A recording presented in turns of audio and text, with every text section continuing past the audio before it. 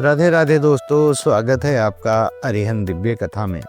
हमने आपको श्रीमद् भागवत का तीसरा अध्याय सुनाया था। आइए अब हम आपको चौथे अध्याय की ओर ले चलते हैं।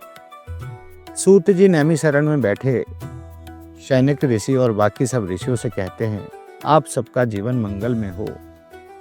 आपने अवतारों की कथाएं सुनी और आनंद पाया। अब आप यह जानना चाहते हो कि व्यास जी ने श्री भागवत क्यों लिखा और यह कथा सुखदेव जी ने राजा परीक्षित को किस प्रकार सुनाई। ऋषियों का यही प्रश्न था।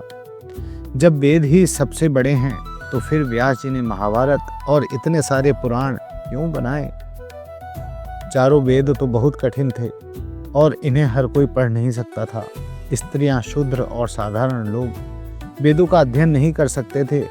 व्यास जी ने सोचा, अगर सिर्फ कुछ लोग ही वेदों को समझ पाएंगे तो बाकी सब लोगों का क्या होगा।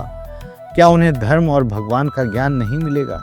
यही सोचकर उन्होंने महाभारत और पुराणों की रचना की ताकि हर कोई आसानी से धर्म और भगवान की कथा सुने और समझ सके। महाभारत में व्यास जी ने 1,00,000 श्लोक लिखे जिसमें धर्म, नीति, इतिहास और श्री कृष्ण की महिमा सब कुछ बताया। उसके बाद उन्होंने 18 पुराण बनाए। इन ग्रंथों को पढ़ने और सुनने से कोई भी इंसान मोक्ष का मार्ग पा सकता था। व्यास जी ने चारों वेद अलग अलग ऋषियों को दिए।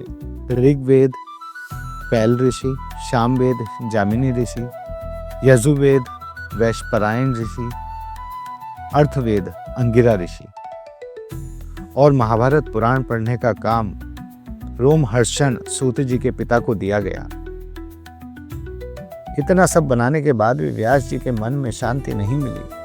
वे बार बार सोचते थे, अब भी कुछ अधूरा है।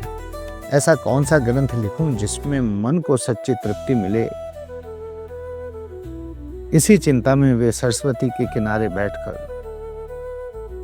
गहरे विचार से सोच रहे थे कि मैं ऐसा क्या लिखूं जिससे सबको सच्ची भक्ति मिल सके। उसी समय बीणा बजाते हुए भगवान का नाम कीर्तन करते हुए देवर्षि नारद वहां पहुंचे।